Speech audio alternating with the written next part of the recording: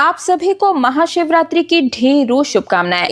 दोस्तों, आज की इस वीडियो में हम सभी जानेंगे कि महाशिवरात्रि के दिन जब आप मंदिर में पूजा करने के लिए जाएंगे तो आपको किन किन सामग्री की आवश्यकता होगी, यानी कि पूजा की थाली हम कैसे लगाएंगे। तो देखिए, जब भी आप मंदिर में पूजन करने के लिए जाएं तो सबसे पहले तो थोड़ी बड़ी थाली आपको लेनी है ताकि सारी सामग्री बड़े ही आराम से आ जाए। सबसे पहले इसमें हम जल रखेंगे, 1 लोटा जल रखेंगे और इस जल में गंगा जल आप जरूर ही डाल लीजिएगा। जल हमेशा तांबे के लोटे में ही लेकर जाएं। इसके साथ ही हम कच्चा दूध लेंगे। आप कच्चा दूध ले सकते हैं या फिर पंचामृत भी बनाकर घर से लेकर जा सकते हैं।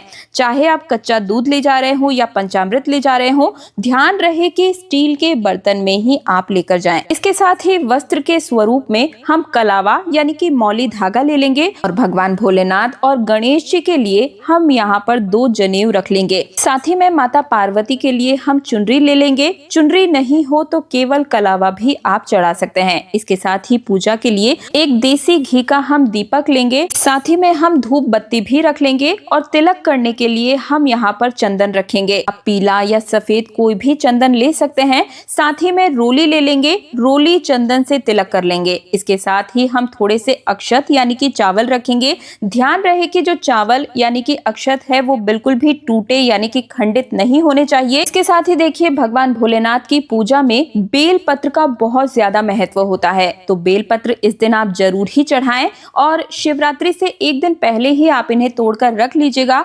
शिवरात्रि के दिन बेलपत्र नहीं तोड़े जाते हैं। आप चाहे तो खरीद सकते हैं, दुकान वगैरह से जाकर फूल माला वाले से ले सकते हैं।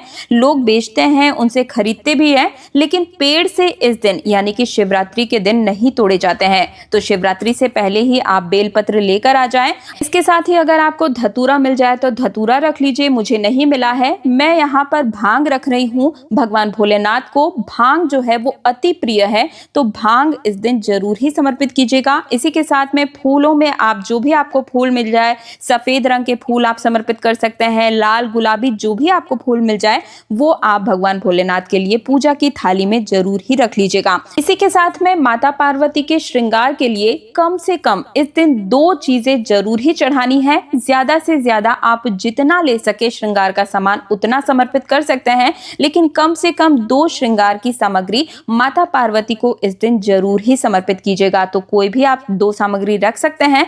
इसी के साथ भोग के लिए इस दिन हम बेर रखेंगे। बेर का महाशिवरात्रि के दिन विशेष महत्व होता है। इसके अलावा आप चाहें तो कोई भी ऋतुफल भी ले सकते हैं और कुछ ना भी मिले तो आप केवल चीनी बतासे का भोग भी इस दिन समर्पित कर सकते हैं, या आप चाहे तो कोई भी सफेद रंग की मिठाई भी समर्पित कर सकते हैं। तो भोग हम यहाँ पर रख देंगे। साथ ही में पूजा में रहे कमियों को पूरा करने के लिए दक्षिणा जो है यथासंभव जितना भी आपका सामर्थ्य है उस हिसाब से हम दक्षिणा जरूर ही रख लेंगे। और माचिस रखना बिल्कुल भी ना भूलें। माचिस आप अपने घर से जरूर लेकर जाइएगा। तो ये जो पूजा की थाली है ये हमारी पूरी तरह से कंप्लीट थाली तैयार हो चुकी है। शिवरात्रि की पूजा के लिए हमें यही सामग्री चाहिए होती है। तो अगर आप मंदिर में जा रहे हैं तो बस इतनी सामग्री से भी आप बड़े ही आसानी से पूजा कर सकते हैं। वैसे तो आप सामग्री कितना भी चढ़ा सकते हैं, लेकिन जो जरूरी चीजें होती हैं वो मैंने यहाँ पर आपको दिखा दी है। और हाँ, थाली को हमेशा ढककर मंदिर में लेकर जाएं। आप ये थाली मंदिर लेकर जाइए और भगवान भोलेनाथ माता पार्वती की बड़े ही प्रेम पूर्वक पूजन कीजिए।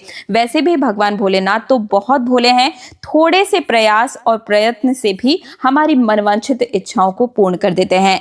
आप भी महाशिवरात्रि के दिन पूजा की थाली तैयार करके बड़े ही प्रेम भाव के साथ भगवान भोलेनाथ के मंदिर जाएं और प्रेम पूर्वक पूजा करें।